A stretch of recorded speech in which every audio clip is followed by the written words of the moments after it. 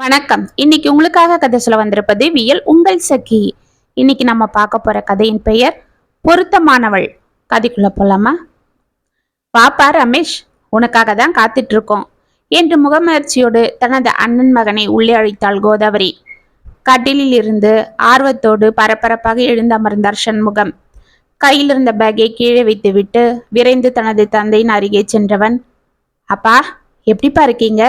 சாரிப்பா, 2 மாசமா உங்களை பார்க்க வரல, வேலை சரியா இருந்தது. அத்தை, அப்பாக்கு இப்ப பரவாயில்லையா என்று கோதாவரியை பார்த்தான். அவன் தலையை ஆசையாக கோதிய சண்முகம், எனக்கு என்ன கண்ணு, உன் அத்தை இங்க வந்து பாத்துக்கிறா. வள்ளி பொண்ணு எல்லா வேலையும் செஞ்சிடறா.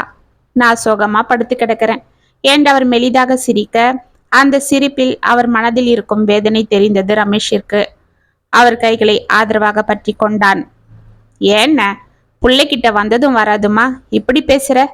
நீ என்ன சும்மா சந்தோஷமா படுத்து கிடக்கிற? ஒரு காலத்துல எப்படிலாம் ஓடி ஆடி உழைச்ச, இப்ப இந்த பக்கவாதம் வந்து உன்னை படாத பாடுபடுத்துது. நீ இப்படி சங்கடப்படக்கூடாதுன்னு தான் நானும் தினமும் சிரமம் பார்க்காம அடிக்கடி வந்து பார்த்துட்டு இருக்கேன். அதுக்கு இல்லம்மா, பாவம் பிள்ளையும் சென்னையில வேலையில இருக்கான், எனக்காக அப்பப்ப ஓடி வந்துடுறான். நீயும் அடிக்கடி வந்து பார்த்துட்டு இருக்கிற. இப்படி உங்களுக்கு எல்லாம் சிரமம் கொடுத்துக்கிட்டு இருக்கிறேனே, அதுதான் மனசு வலிக்குது. இதுவே எனக்கு கை கால் நல்லா இருந்தா நானே ஓடி போய் பிள்ளைய பார்த்துட்டு வருவேன். இல்லனா அவனுக்கு உதவியா அங்கே போய் உழுந்து கிடப்பேன். இப்ப எனக்கே உதவிக்கு ஆள் தேவைப்படுறதா இருக்கு. அதனால தான் நான் அவனை தொந்தரவு பண்ணாம இங்கே இருக்கேன் என்று பெருமூச்சு விட்டார். அதெல்லாம் எந்த தொந்தரவும் இல்லப்பா, நீங்க பேசாம அங்கேயே என் கூட வந்துருங்கன்னு சொன்னா கேட்க மாட்டேன்றீங்க. இல்லடா கண்ணு, இங்கன்னா பழகின இடம், 4 பேர் வந்து தினமும் என்னை பார்த்துக்கிட்டு போக வரேன்னு இருப்பாங்க. உங்க அத்தையும் தினமும் வந்து பேசிட்டு போவா. அங்கன்னா நீ எனக்காக வேலைக்காரங்களை வச்சாலும் அவங்க வந்து உக்காந்து பேசுவாங்களா? வேலையை பார்த்துட்டு போயிடுவாங்க. அதுதான் இங்கேயே விழுந்து கிடக்குறேன். இதெல்லாம் எதுக்குன்னா, 1000 தான் வேலைக்கு ஆளை வச்சாலும் நம்ம வீட்டு ஆளுங்க பார்க்கறது போல இருக்குமா? அதுக்குதான் சீக்கிரமா வீட்டுக்கு ஒரு பொண்ணை கூட்டிட்டு வர சொல்றேன் என்றாள் கோதாவரி. நான் என்னம்மா செய்யட்டும்?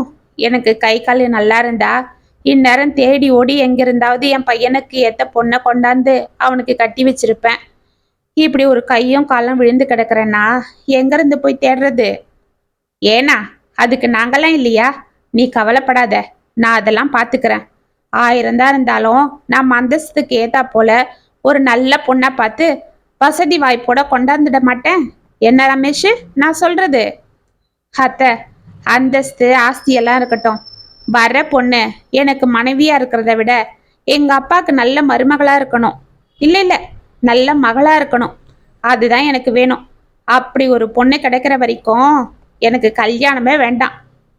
இது இந்த அப்பாவும் பிடிவாதம். இதுக்காக தான் கல்யாணம் தள்ளி போயிட்டே இருக்கு.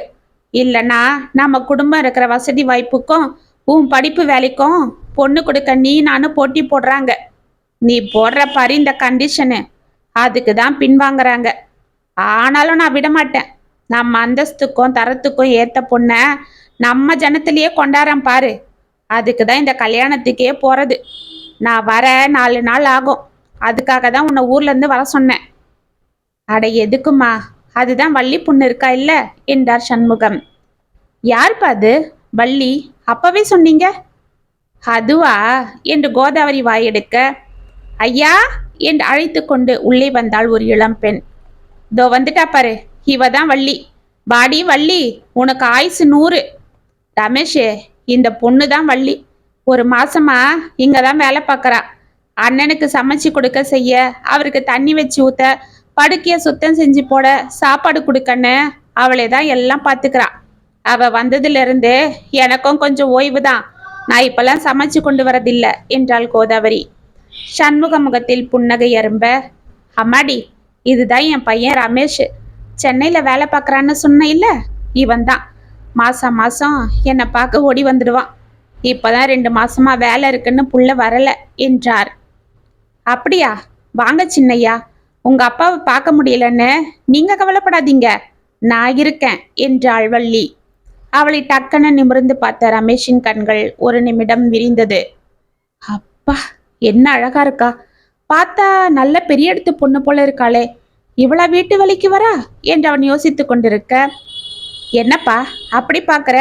வள்ளி வேற யாரும் இல்ல, நாம சோமுவோட தங்க ஜானகி இல்ல, அவ பொண்ணுதான் என்றார் சண்முகம். ரமேஷிற்கு பழைய நினைவுகள் டக்குன்னு கண்முன் வந்தது. அப்பா, யாரு? நம்ம சோமு மாமா கூட சின்ன வயசுல காய்கறி மண்டியில இருப்பாங்களே, அவங்களா? அவங்க கூட காதல் கல்யாணம் பண்ணிக்கிட்டு? ஆ, அவளே தான். அவளோட பொண்ணு தான் வள்ளி. பாவம், அந்த ஜானகி பொண்ணு தங்கமானவ. அவளும் எனக்கு தங்க போலதான். என் மேல அண்ணா அண்ணான்னு உசுரா இருப்பா. கிறுக்கு பொண்ணு.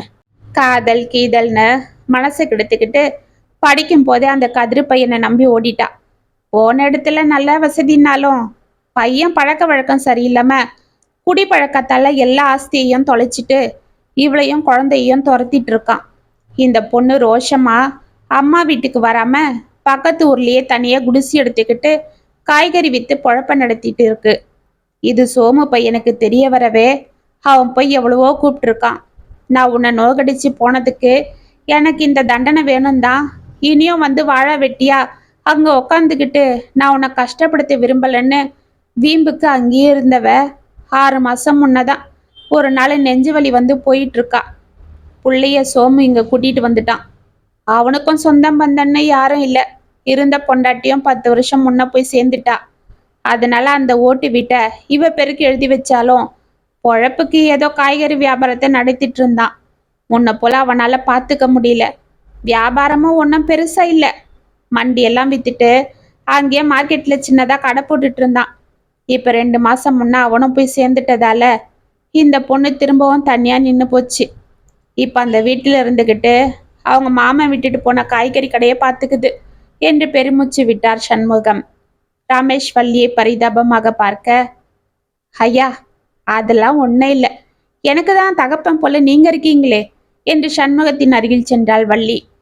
ஆமா ரமேஷ், அவங்க மாமா போனதும் வள்ளி ஒரு நாள் எனக்கு எதனா வேலை இருந்தா கொடுங்க, அந்த கடையில வர வருமானம் பத்தலன்னு சொல்லிச்சு. சரின்னு நான் தான் அண்ணாவை பார்த்துக்க செய்யன்னு கூட இரு, உனக்கு சம்பளம் போட்டு கொடுக்க சொல்றேன்னு சொன்னேன். அன்னிலிருந்து நல்லா சிட்டா எல்லாம் செஞ்சிடுது. காலையில இங்க வந்துட்டு எல்லா வேலையும் செஞ்சுட்டு காய்கறி வியாபாரத்துக்கு போவோம். திரும்பவும் சாயங்காலத்துல வந்து சமைச்சு அண்ணனை சாப்பிட வச்சு மருந்தெல்லாம் கொடுத்துட்டு போயிடும் என்றாள் கோதாவரி. அப்படியா? வெரி குட் வள்ளி, ரொம்ப தேங்க்ஸ். வள்ளி, அத்தைக்கு சிரமம் கொடுத்துட்டு இருக்கமே, அப்பாவை கிட்ட இருந்து பார்த்துக்க ஆள் இல்லையேன்னு நான் சங்கடப்பட்டுக்கிட்டே இருந்தேன்.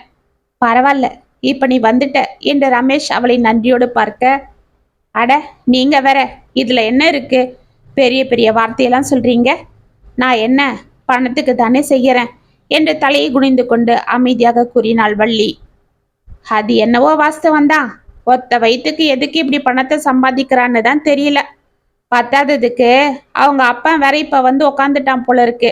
ஏன் வள்ளி, நான் உன்னை அப்பவே கேட்கணும்னு இருந்தேன். 2 நாளா உங்க அப்பா வந்து உக்காந்துட்டு இருக்கானமே, ஏன் அவனை சேர்த்த என்றாள் கோதாவரி கோபமாக.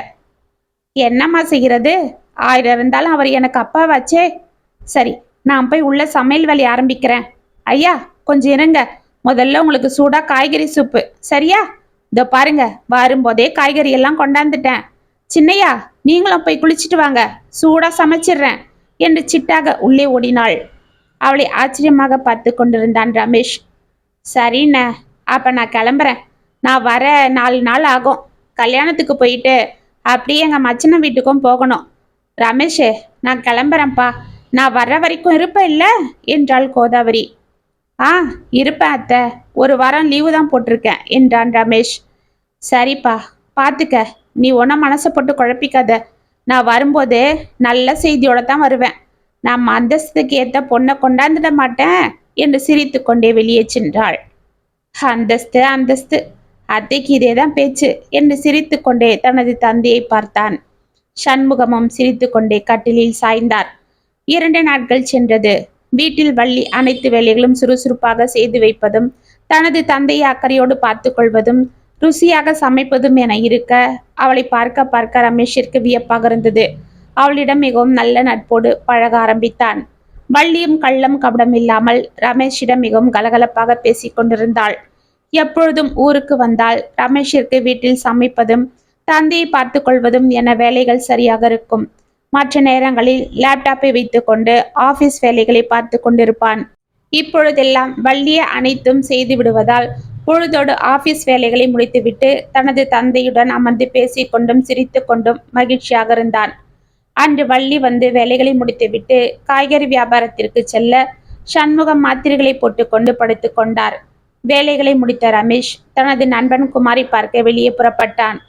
குமார் அந்த ஊரில் மளிகை கடை வைத்து வியாபாரம் செய்து கொண்டிருந்தான். அவனது குடும்பம் கூட்டு குடும்பம். அம்மா, அப்பா, அண்ணா, அண்ணி, அவர்கள் பிள்ளைகள், தனது மனைவி, தனது பிள்ளைகள் என அவர்கள் கூட்டு குடும்பமாக இருந்தனர். குமாரின் அண்ணன் EB ஆபீஸில் பணியில் இருக்க குமார் வீட்டு அருகிலேயே மளிகை கடை வைத்திருந்தான். ரமேஷ் எப்பொழுது ஊருக்கு வந்தாலும் எப்பொழுதும் கலகலப்பாக இருக்கும் குமாரின் வீட்டிற்கு அடிக்கடி செல்வது உண்டு. சிறிது நாட்களுக்கு முன் குமாரின் தந்தை இறந்து போக ரமேஷ் அவனது தாயை ஊருக்கு வரும் பொழுது பார்த்து செல்வது வழக்கமாக கொண்டிருந்தான். குமாரை பார்க்க சென்ற ரமேஷ் கடையில் அவன் இல்லாததை அறிந்து வீட்டிற்கு செல்ல வீடே அமைதியாக இருந்தது. அவனது தாய் ஒரு புறம் அழுது கொண்டிருக்க குமாரின் மனைவி உள்ளே பாத்திரங்களை உருட்டி கொண்டிருந்தாள். குமார் சேரில் அமர்ந்திருக்க அவன் முகம் கோபத்தில் சிவந்திருந்தது. பிள்ளைகள் பயத்தில் ரூமை விட்டு வெளியே வராமல் உள்ளேயே இருந்தனர். குமார் என்று அழைத்து கொண்டு உள்ளே சென்ற ரமேஷ் வீடே அமைதியாக இருக்க, என்னடா குமார், என்ன இது? எப்பவும் கலகலப்பா இருக்கிற வீடு இன்னைக்கு சைலண்டா இருக்கு. எங்க பசங்க யாரும் காணோம்? அண்ணன் டியூட்டிக்கு போயிட்டாரா? தங்கச்சி எங்க என்று உள்ளே எட்டி பார்த்து விட்டு தூணின் ஓரம் சோகமாக அமர்ந்திருந்த அவனது தாயிடம் சென்றான். அவனை நிமிர்ந்து பார்த்த அந்த மூதாட்டி ஓவென அழ உள்ளே மீண்டும் பாத்திரங்கள் உருள ஆரம்பித்தது. ரமேஷ் ஒன்றும் புரியாமல் விழிக்க, ஏய் வந்தனா பாரு என்று கிச்சனில் எட்டி பார்த்து கோபமாக குரல் கொடுத்தான் குமார். ஏதோ பிரச்சனை என்று அதிர்ந்த ரமேஷ் டக்குன எழுந்து கொள்ள, என்னடா குமார், என்ன என்று அவன் அருகில் சென்றான். எல்லாம் என் தலையெழுத்துடா. தோ இருக்காங்களே இவங்கள சொல்லணும். பணம், காசு, அந்தஸ்துன்னு இவ்வளோ கொண்டு வந்து என் தலையில கட்டினாங்கல்ல, இன்னைக்கு அனுபவிக்கிறாங்க.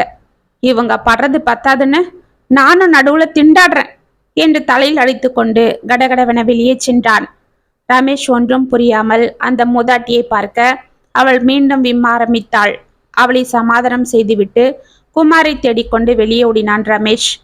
பெருமாள் கோவில் மண்டபத்தில் போய் வேதனையோடு அமர்ந்திருந்த குமாரின் அருகில் சென்று அமர்ந்த ரமேஷ் அவன் தோள்களை பிடித்து திருப்ப ஓவென அவன் தோளில் சாய்ந்து கதறினான் குமார். ஏய் என்னடா இது, என்னாச்சு?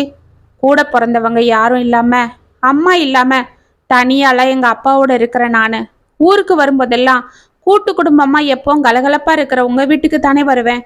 என்னை பார்த்ததும் உங்க வீட்டுல எல்லாரும் எவ்வளவு சந்தோஷமா பேசுவீங்க. எனக்கும் ஏதோ சொந்த பத்தங்க கூட இருந்தது போல நிம்மதியா இருக்கும். ஆனா இன்னைக்கு அந்த நிம்மதி உனக்கு இல்லை தானே? இந்த ஒரு நாளைக்கே உனக்கு இப்படி இருக்கே. நான் இங்க தினம் தினம் அவதிப்படுறேனே, என்னை பத்தி நினைச்சு பாரு. ஏண்டா என்ன ஆச்சு? ஆமா, அண்ணா அண்ணிலாம் எங்க? ரமேஷ், போன மாசம் எங்க அண்ணனுக்கு பக்கத்துல சிதம்பரத்துல வேலை மாத்தலாம் ஆயிடுச்சு. எங்க அண்ணன் குடும்பத்தோட அங்க போய் வாடகை வீடு எடுத்து செட்டில் ஆகிட்டான். அதுல இருந்து எங்க வீட்டுல பூகம்பம் ஆரம்பமாயிடுச்சு. ஏன் என்னாச்சு? எங்க அண்ணி இங்க இருந்த வரைக்கும் எங்க அம்மா அப்பாவை நல்லா பார்த்துட்டு இருந்தாங்க. அவ்வளோ ஏன் குடும்பத்துல எல்லாருக்கும் அனுசரணையா போயிட்டு இருந்தாங்க. நாங்களும் நிம்மதியா இருந்தோம். உனக்கே தெரியுமே. ஆமா, ஆனா என் பொண்டாட்டி என்னைக்கு வந்தாலோ அப்ப எல்லாமே மாறிடுச்சு. ஏண்டா, உன் பொண்டாட்டியும் நல்லா தானே இருந்தா? அதெல்லாம் வெளியில, உள்ளுக்குள்ள அவளுக்கு வேற்றம் இருந்துகிட்டே இருந்திருக்கு. எங்க அண்ணிய விட அவ வசதியான வீட்டு பொண்ணு என்ற கர்வமும் இருந்திருக்கு. அப்பப்ப என்கிட்டயும் சொல்லி காட்டுவா. ஆனா நான் பெருசா எடுத்துக்கல. ஆனா இப்ப எங்க அப்பா இறந்ததும் அதை வெளிப்படையாவே காட்ட ஆரம்பிச்சிட்டா. இப்ப எங்க அண்ணன் தனியா போனதும் தினம் தினம் வீட்டுல பிரச்சனை தான். ஏன் என்ன பண்றா? என்ன பண்றாளா? அவ அட்டகாசம் தாங்க முடியலடா. எங்க அப்பா போனதும் எங்க அம்மாவுக்கு ரொம்ப முடியாம போயிடுச்சு. அவங்க உடம்பும் ரொம்ப பலகீனமாயிடுச்சு. அவங்களால முன்ன போல எழுந்து ஓடி ஆடி வேலை செய்ய முடியாம ஒரே இடத்துல தான் உட்காந்துட்டு இருக்காங்க. டாக்டருங்க அவங்கள பத்திரமா பார்த்துக்கோங்கன்னு சொல்லிட்டாங்க. நாங்களும் நல்லா தான் பார்த்துட்டு இருந்தோம். இப்ப எங்க அண்ணன் தனியா போனதும் எங்க அம்மாவை எங்க அண்ணியை கூட்டிட்டு போறேன்னு சொன்னாங்க. ஆனா எங்க அம்மா, நான் என் வீட்டுக்கார் வாழ்ந்த இந்த வீட்டை விட்டு வரமாட்டேன், என் கடைசி மூச்சு இங்கே தான் விடுவேன்னு சொல்லிட்டாங்க. அதுவும் இல்லாம அவங்களே வாடகைக்கு சின்னதா வீடு எடுத்து தங்கும் போது அதுல நான் வேற எதுக்கு தொந்தரவு பண்ணிக்கிட்டுன்னு இங்க இருந்துட்டாங்க. ஆனா என் பொண்டாட்டி அண்ணில இருந்து அட்டகாசத்தை ஆரம்பிச்சிட்டா. உங்க அண்ணன் மட்டும் தன் வேலையை பார்த்துக்கிட்டு அவர் பொண்டாட்டி பிள்ளைங்களை கூட்டிட்டு போயிட்டாரு. நாம மட்டும் எதுக்கு இந்த கழுவியை வச்சுக்கிட்டு மாரடிக்கணும்? நல்லா இருக்கும் போது அவங்க பார்த்துக்கிட்டு இப்ப முடியாதப்ப என் தலையில கட்டுவாங்களா? அவங்கள கொண்டு போய் அங்க விடுன்னு சொல்றா. நான் வசதியா வாழ்ந்தவ, எங்க வீட்லயே நான் வேலை செஞ்சதில்ல. இப்ப நான் உங்க அம்மாக்கு சேவை செய்யணுமான்னு அடம் பிடிக்கிறா. சரிவ தொல்லை தாங்க முடியலன்னு எங்க அம்மா கிட்ட பேசி எப்படியோ அவங்கள கொண்டு போய் அண்ணன் கிட்ட விடலான்னு கூட்டிட்டு போயிட்டேன். அங்க போய் பார்த்தா எங்க அன்னிக்கு கர்ப்பப்பையில கட்டி வந்து ஆப்ரேஷன் ஆகி படுத்திருக்காங்க. அவங்கள பார்த்துக்கவே அவங்க அம்மா வந்திருந்தாங்க. இதெல்லாம் சொன்னா நாங்க சங்கடப்படுவோன்னு எங்க அண்ணன் எதுவும் சொல்லாம இருந்திருக்கு. சரின்னு நான் பேசாம எங்க அம்மாவை கூட்டிட்டு வந்துட்டேன். இப்ப அவ உங்க அம்மாவை எங்கேயாவது கோவில்ல கொண்டு போய் விட்டுடு, இல்லைன்னா முதியோர் இல்லத்துல விட்டுடுன்னு தினமும் அமக்கலம் பண்றா. பாவம் எங்க அம்மா என்னை எப்படிலாம் வளர்த்தாங்க, அவங்கள நான் எப்படிடா என்று விப்பினான். ரமேஷ் அவன் தோள்களை பற்றி கொள்ள, ரமேஷ், நான் அதுக்கு தான்டா அப்பவே சொன்னேன், எங்க மாமா பொண்ணு வேண்டாம், வசதி வாய்ப்புன்னு பார்க்காதீங்க, நம்ம சாதின்னு பார்க்காதீங்க, அந்தஸ்து பார்க்காதீங்க, பொண்ணு குணம்தான் முக்கியம்னு. எங்க அம்மா தான் மருமக தான் வெளியில கட்டணும், சின்னவளையாவது நம்ம ஜதையில கட்டணும்னு இவளை கட்டினாங்க. இப்ப அவசப்படுறாங்க. ரமேஷ், ஜாதி அந்தஸ்து கௌரவம் இதெல்லாம் முக்கியம் இல்லடா. இதெல்லாம் இருந்துட்டு மனுஷங்களுக்கு மனிதாபிமானம் இல்லைன்னு வெயி, இதெல்லாம் இருந்தும் பிரயோஜனம் இல்லை. சொந்த அத்தனை கூட பார்க்காம எங்க அம்மாவை கேவலமா பேசுறா. வெளியில இருந்து வந்தாலும் எங்க அண்ணி எங்க அம்மாவை ஒரு வார்த்தை பேசினதில்லை. ஆனா இவ என் எதிர்க்கவே எங்க அம்மாவை அப்படி பேசுறா. ரமேஷ், நீயாவது கல்யாணம் பண்ணிக்கும் போது பார்த்து பண்ணிக்கடா. அந்தஸ்து ஜாதி சனன்னு எங்கேயாவது மாட்டிக்காத. நான் எல்லாரையும் பொதுவா சொல்ல வரல. சில பேர் சொந்தத்துல கட்டினாலும், ஏன் நல்ல வசதியான வீட்டு பொண்ணை கட்டிக்கிட்டாலும் நல்லாதான் இருக்காங்க. வர்ற பொண்ணு புகுந்த வீட்டை தான் வீடா நினைச்சு வாழறதையும் பார்த்துருக்கோம். ஆனா எனக்கு அப்படி ஒரு வாழ்க்கை அமையல. வர்றவன் நமக்கு பணம் காசு கொண்டு வர வேணாம், நமக்கு நிம்மதியை கொடுத்தா போதும். பணம் காசை நாமளே சம்பாதிச்சிடலாம். இதெல்லாம் நான் இப்பதான் உணர்றேன். நான் சொல்றது வீட்டுக்கு வர மருமக மட்டும் இல்லை, வீட்டுக்கு வர மருமகனும் அப்படிதான் இருக்கணும். எத்தனையோ வீட்டில் மருமகனுங்களும் இப்படி என் பொண்டாட்டி போல இருக்கானுங்க. ஒரே பொண்ணு இருக்கிற தாய் தகப்பங்க தன்னோட பொண்ணுக்கு கல்யாணம் பண்ணி கொடுத்துட்டு வர்ற மருமக நமக்கு ஒரு மகனை போல பார்க்க மாட்டானான்னு ஏங்குவாங்க. ஆனா அதுக்கு நேர்மாறா எத்தனை பேர் நடந்துக்கிறாங்க. அதுக்கு தான் சொல்றேன், எந்த உசுரையும் தன் உசுரா நினைச்சு நம்ம மாமனார் மாமியாரும் நம்ம தகப்பன் தாய் போலதான்னு நினைக்கிற ஆணும் பெண்ணும் இருக்கணும். அப்பதான் எல்லா வீடும் சொர்க்கமா இருக்கும். இல்ல என் வீடு போல நரகம்தான் என்று எழுந்துச்சின்றான். ரமேஷ் அமைதியாக அவனை விரித்து பார்த்து கொண்டிருந்தான். 2 நாட்களாக வள்ளி வேலைக்கு வராமல் இருக்கவே அவள் வீட்டிற்கு சென்ற ரமேஷ் வீடு பூட்டியிருப்பதை பார்த்து மார்க்கெட்டிற்கு சென்றான். அவனை பார்த்த வள்ளி டக்குன்னு எழுந்து கொள்ள அவள் முகம் மிகவும் சோர்வாக இருந்தது. அதை அவள் வெளியே காட்டி கொள்ளாமல், என்ன சின்னையா, என்ன இவ்வளவு தூரம் வந்துட்டீங்க? காய்கறி வாங்கவா? இப்படி கூடையை கொடுங்க. ஆமா, பெரியய்யா எப்படி இருக்காரு என்று அவன் கையில் இருந்த கூடையை வாங்கி காய்கறிகளை அதில் அள்ளி போட்டு கொண்டிருந்தாள். வள்ளி, அது இருக்கட்டும், நீ ஏன் 2 நாளா வீட்டுக்கு வரல? அதுவாயா, அது நான் ஊருக்கு போயிருந்தேன். எந்த ஊருக்கு? இங்கதான் பக்கத்துல. சின்னையா, நான் இன்னும் 2-3 நாளைக்கு வேலைக்கு வரமாட்டேன், நீங்க தான் ஐயாவை பார்த்துக்கணும் என்று தயங்கினாள். என்ன வள்ளி, எதுக்கு வரமாட்ட? அது என்று ஏதோ கூற வாயெடுத்தவள், நான் அப்புறம் சொல்றேன் ஐயா. சரி, நீங்க ஏன் வெயில நின்னுக்கிட்டு, நீங்க கிளம்புங்க என்றாள். என்ன வள்ளி, என்னவோ சொல்ல வந்த? அதெல்லாம் ஒன்றும் இல்லை, நீங்க கிளம்புங்க, பெரிய தனியா இருப்பாரு, போங்க என்று அவனை விடாப்பிடியாக அனுப்பினாள். ரமேஷ் குழம்பிக் கொண்டே அங்கிருந்து சென்றான். என்னாச்சு இவளுக்கு? அவன் முகமே சரியில்லை, ஏதோ டல்லா இருக்கா. கேட்டா ஒன்றும் இல்லைன்னு மழுப்புறா. ஏதோ சொல்ல வந்தா, அப்புறம் ஒன்றும் இல்லைன்னு நம்மளை அனுப்பிட்டா என்று அன்று முழுவதும் வள்ளியை நினைத்து குழம்பிக் கொண்டிருந்த ரமேஷ் மறுநாள் காலை வள்ளியை பார்க்க சீக்கிரமாகவே மார்க்கெட்டுக்கு புறப்பட்டான். ஆனால் வள்ளி அங்கு காணவில்லை. அவளது தோழி மீனா அருகில் இருக்கும் கடையில் அமர்ந்து கொண்டு வியாபாரம் செய்து கொண்டிருந்தாள். ரமேஷை பார்த்ததும் எழுந்து கொண்ட மீனா, என்னென்ன காய்கறி வாங்க வந்தீங்களா என்று அவனை உற்று பார்த்தாள்.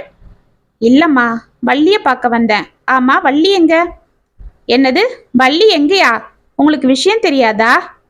என்ன விஷயம்? அவங்க அப்பா நேத்து செத்துட்டாரு. என்னது, இறந்துட்டாரா? ஆமாண்ணே, அவங்க அப்பாவுக்கு வயிற்றுல ஏதோ நோவுன்னு சொன்னா. ஏதோ லிவரா, அது கெட்டு போச்சான். குடிப்பழக்கம் இருந்ததால அந்த நோவு வந்துதான். அடக்கடவுளே. ஆமாண்ணே, அவரை காப்பாத்ததான் ரொம்ப நாளாவ அவதிப்பட்டா. என்னம்மா சொல்ற? ஆமா, வள்ளியோட அப்பா கொஞ்ச மாசத்துக்கு முன்ன இவளை பார்க்க வந்தாரு. முதல்ல இவளுக்கு அவங்க அப்பா மேல கோவம் தான், தன்னையும் அவன் அம்மாவையும் தவிக்க விட்டுட்டாருன்னு. ஆனா என்ன பண்றது, அவரோட நிலைமைய பார்த்து அவரை தன்னோடவே வச்சுக்கிட்டா. அவருக்கு வியாதி முத்தி போயிடுச்சு. ஆஸ்பத்திரியில சேர்க்கணும்னு டாக்டருங்க சொல்லிட்டாங்கன்னு ஆஸ்பத்திரியிலயும் சேர்த்திருந்தா. அதுக்கு தான் பணம் செலவாகுன்னு உங்க அப்பா கிட்ட வேலைக்கும் வந்தா. ஆனா அவர்கிட்ட எதுவும் சொல்லிக்கல. காய்கறி கடையிலயும் உழைச்சா. எப்படியோ பணத்தை சேர்த்து அவருக்கு வைத்தியம் பார்த்துட்டு இருந்தா. அப்புறம் போன வாரம் ஏதோ கொஞ்சம் குணமாச்சுன்னு வீட்டுக்கு கூட்டிட்டு வந்தா. அப்பதான் ஊர்ல இருக்கிறவங்களுக்கு தெரியும். எல்லாரும் அவரை ஏன் சேர்த்துக்கிட்டேன்னு திட்டினாங்க. ஆனா அவ யார்கிட்டயும் எதுவும் பேசிக்கல.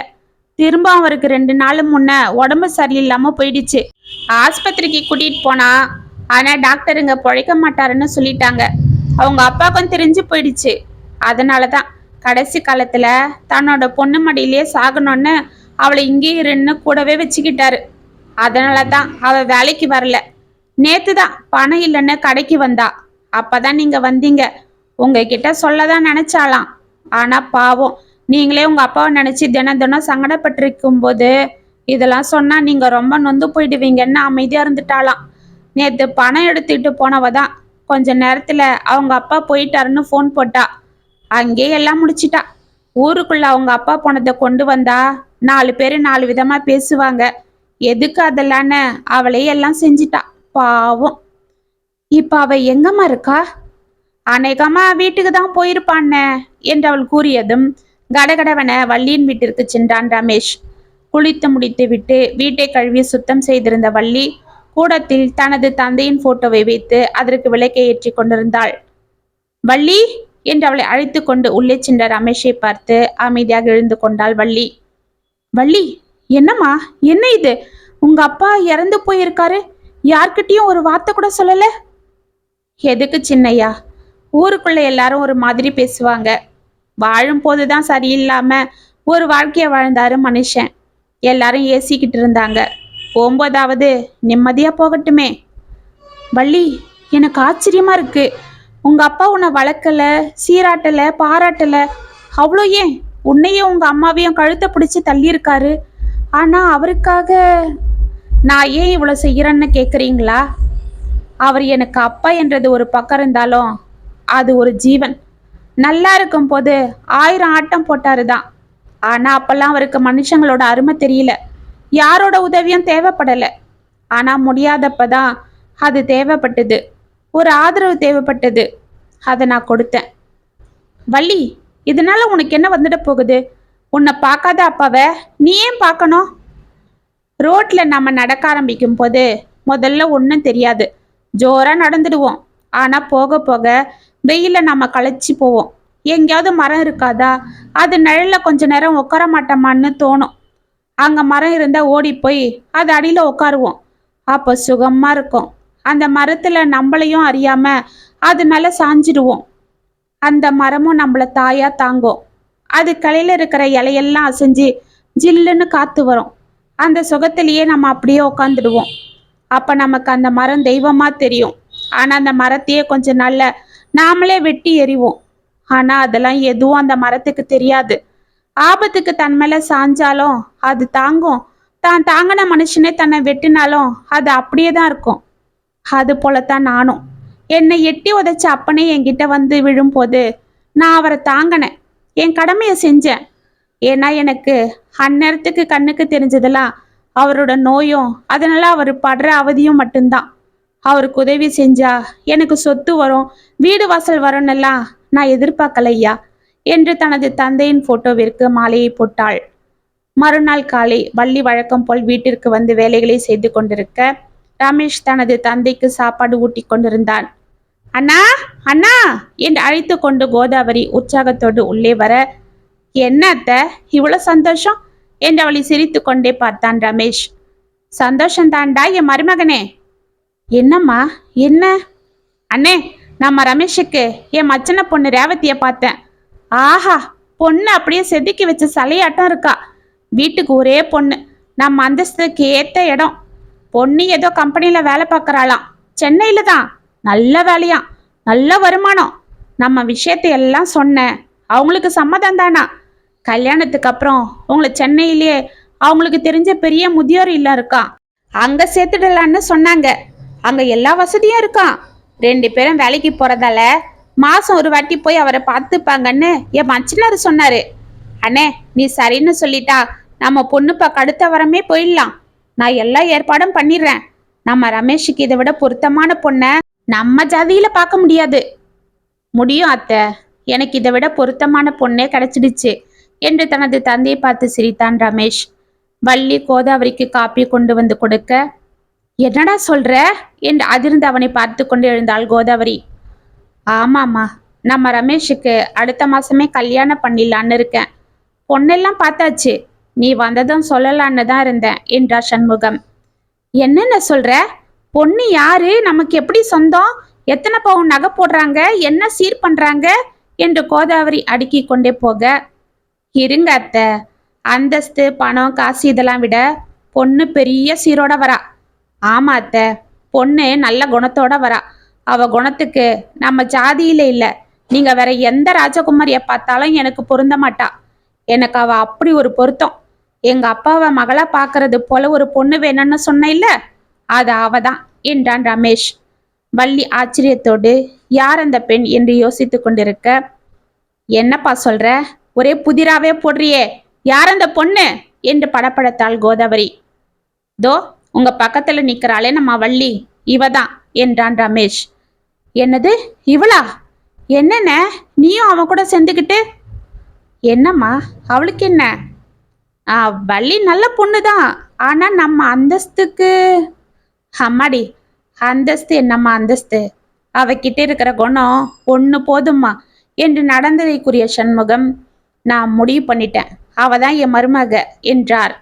இதை கேட்டு வள்ளியின் முகத்தில் ஆச்சரியம், சந்தோஷம், களிப்பு அனைத்தும் தோன்ற, என்னம்மா வள்ளி, என் பையனை நீ கல்யாணம் பண்ணிக்க சம்மதிக்கிறியா என்றார் சண்முகம். டக்கன் அவர் காலில் விழுந்தாள் வள்ளி. ரமேஷ் முகத்தில் புன்னகை அரும்பியது. அப்புறம் என்ன வள்ளி, இந்த வீட்டுக்கு மருமக ஆகிட்ட. எப்படியோ உன் குணத்துக்கு உனக்கு நல்ல வாழ்க்கையா மஞ்சிடுச்சு என்று சிரித்தாள் கோதாவரி. ரமேஷும் வள்ளியும் அவள் காலில் விழ, நல்லா இருங்க என்று மனதார வாழ்த்தினாள். இத்துடன் பொருத்தமானவள் கதை முற்றும்.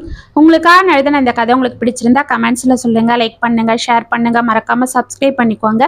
மீண்டும் நாளைக்கு வேற ஒரு சுவாரஸ்யமான கதையோட உங்களை சந்திக்கிறேன். அது வரைக்கும் இனிப்பிலே இருங்க. இப்படிக்கு வியல் உங்கள் சகி.